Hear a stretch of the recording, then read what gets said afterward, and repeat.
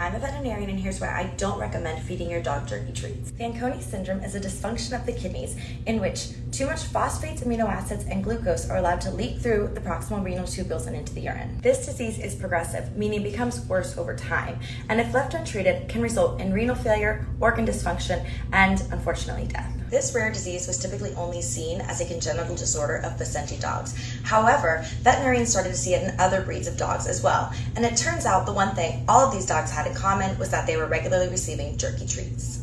Now, we're all good scientists, and we know that correlation does not imply causation. So the FDA began looking into these specific jerky treats to see if they could figure out the link.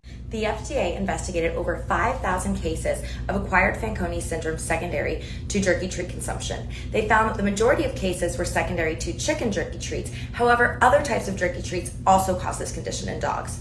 Most interestingly, they found that these treats were either made in China or had ingredients that were made in China.